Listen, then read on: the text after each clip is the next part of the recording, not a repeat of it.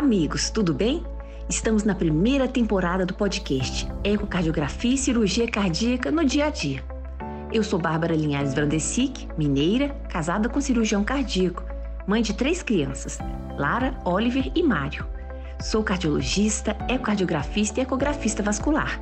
Atualmente sou coordenadora do Departamento de Imagem Cardiovascular da Sociedade Mineira de Cardiologia, no meu 2º biênio. Trabalho no serviço de ecocardiografia e ecografia vascular do Hospital Biocor Redditor. E com muito prazer, eu trabalho em ecocardiografia voltada para a cirurgia cardíaca há 15 anos, tanto dentro quanto fora do bloco cirúrgico.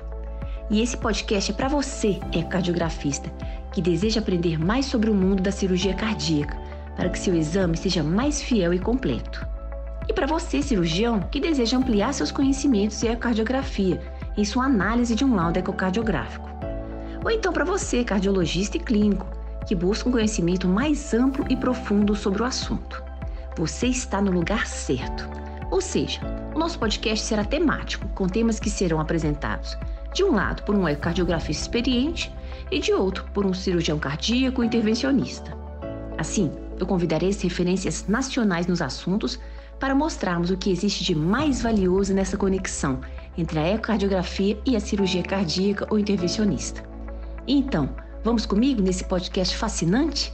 Tenho certeza de que será incrível.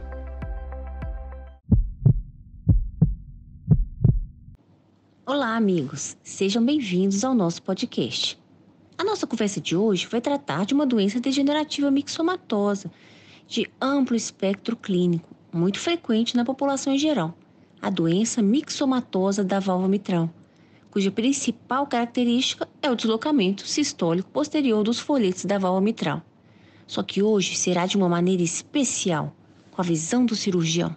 Embora o reparo seja, geralmente, o método preferido para o tratamento de uma válvula cardíaca mixomatosa, alguns pacientes não são candidatos a essa cirurgia. Isso porque cada paciente é único e cada cirurgião tem uma abordagem única de tratamento. Só o cirurgião, no momento da cirurgia, vai determinar se a cirurgia de reparo ou troca da válvula é o melhor tratamento para essa condição, especificamente. Bem, o cirurgião cardíaco que vai nos presentear com essa conversa hoje será nada mais, nada menos que o Dr. Bayar Contígio. Ele vai conversar conosco sobre a sua longa experiência na cirurgia cardíaca, sobre essa válvula tão complexa e repleta de detalhes anatômicos, principalmente na doença mixomatosa. Ele é uma grande referência em cirurgia cardíaca nacional.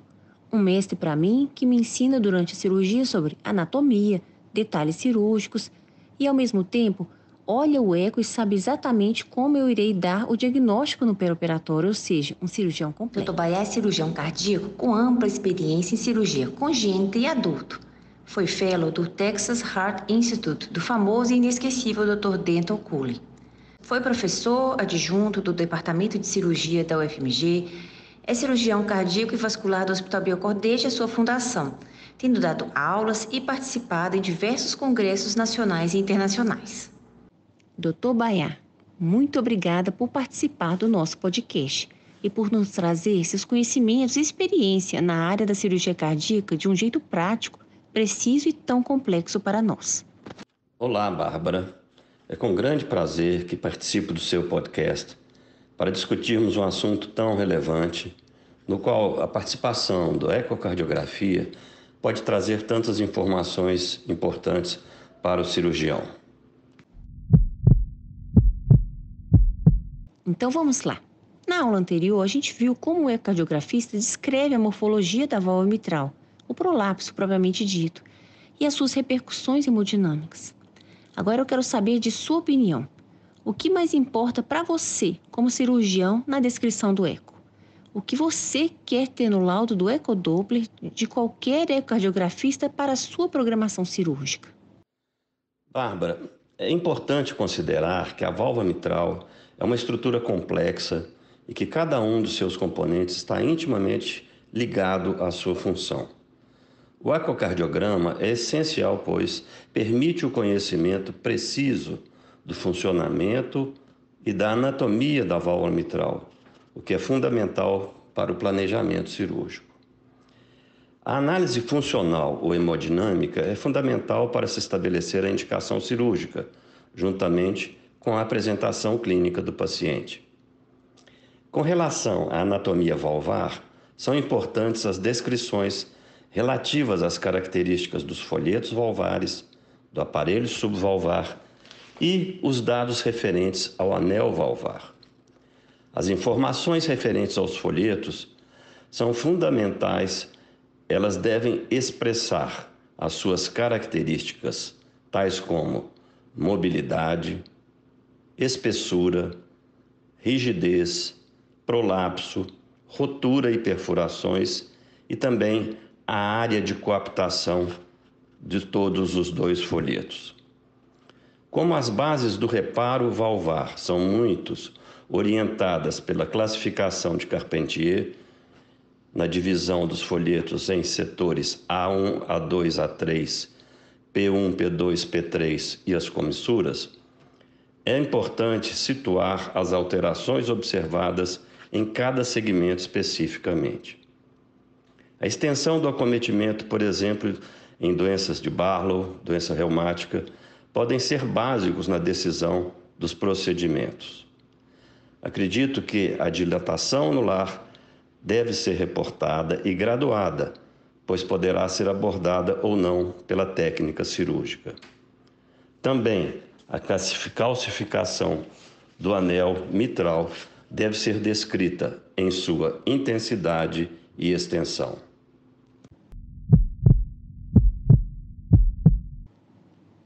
E quais são as características ao ecodoppler que te fazem decidir por plastia ou troca da válvula mitral?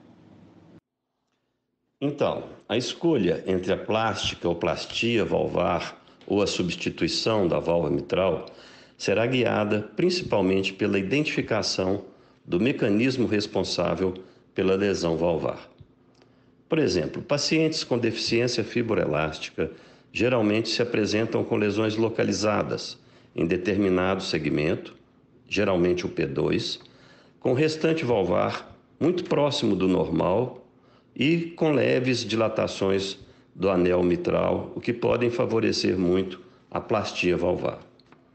Já situações com acometimento extenso de todos os componentes valvares, como ocorre na degeneração mixomatosa do tipo Barlow ou mesmo na doença reumática, são muito menos favoráveis à plástica, pois frequentemente se associam a grandes dilatações do anel e calcificações também nessa região. Nestas situações, as substituições valvares com preservação do aparelho subvalvar podem se tornar uma opção a uma plástica de maior risco de falhas no pós-operatório. Outro dado importante da ecocardiografia é a análise da função ventricular. Podemos encontrar as chamadas insuficiências funcionais em pacientes com disfunção ventricular e dilatação anular com folhetos valvares praticamente normais, o que torna a indicação da plastia apenas com a recuperação do anel uma boa indicação. Ou os pacientes com degeneração de etiologia isquêmica, por exemplo, em infartos prévios com alterações dos músculos papilares, em que existe tethering dos folhetos. Nessas situações, prevalece a indicação de substituição valvar, pois o resultado a médio e longo prazo das plastias nesses pacientes apresenta uma má evolução. E uma dúvida: ainda existe muita discrepância entre a morfologia da válvula mitral no ecodoppler que você recebe e a válvula mitral ao vivo? E se tiver, o que a gente pode fazer para melhorar? Pois é, sendo o resultado do exame ecocardiográfico uma associação da qualidade do equipamento e também da destreza do profissional, é natural que encontremos discrepâncias entre os dados encontrados durante o exame e durante a cirurgia. Entretanto, ultimamente, isso tem diminuído sensivelmente. o acesso a aparelhos mais modernos, a técnicas mais apuradas, como o 3D, e a exigência de uma melhor formação do ecocardiografista possibilita, maior parte das vezes, um diagnóstico pré-operatório preciso e com muito menos chances de surpresa durante o procedimento cirúrgico. E eu tenho uma dúvida especial para você. Você precisa da medida do anel mitral no laudo do eco? Ou seja, para se programar se irá fazer anuloplastia ou não? Pois então, como falamos previamente, julgamos importantes e necessárias as informações referentes ao anel valvar. Dilatações importantes do anel quase sempre exigem o uso de anéis para contenção e remodelamento dessa região para manter o resultado da plástica valvar. Porém, já em dilatações menores, por exemplo, em pacientes com lesões localizadas do folheto P2, por exemplo, os procedimentos de recomposição do anel podem ser segmentares e nem sempre será necessário a utilização dos anéis. Gostamos também quando há informação sobre as calcificações do anel. Geralmente elas são posteriores e podem ser bastante intensas, o que é um fator que aumenta o risco de procedimentos e, na nossa visão, favorece a substituição valvar. Desta forma, eu acredito que a análise do anel deve fazer parte também do estudo ecocardiográfico. Bem, e por último, e muito importante para mim, esse conhecimento fez muita diferença no meu conhecimento, no bloco cirúrgico que eu aprendi com você. Explica pra gente por que o prolapso ou a ruptura de cordoares do folheto posterior é muito mais possível de plastia do que o folheto anterior. Exatamente. As lesões correspondentes ao folheto posterior, elas apresentam melhores condições para o reparo valvar, como foi falado previamente.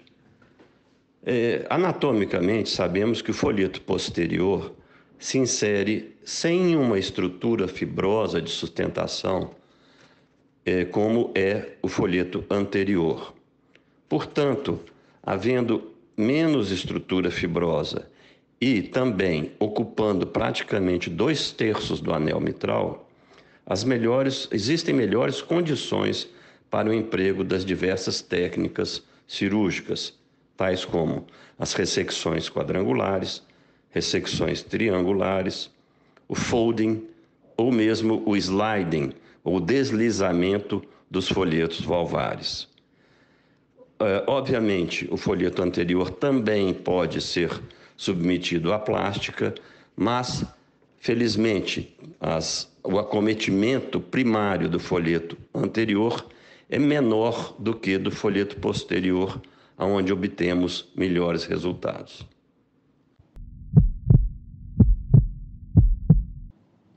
Dr. Bayar, muito obrigada pela participação no nosso podcast. Fico muito feliz e honrada por compartilhar seus conhecimentos e experiências conosco.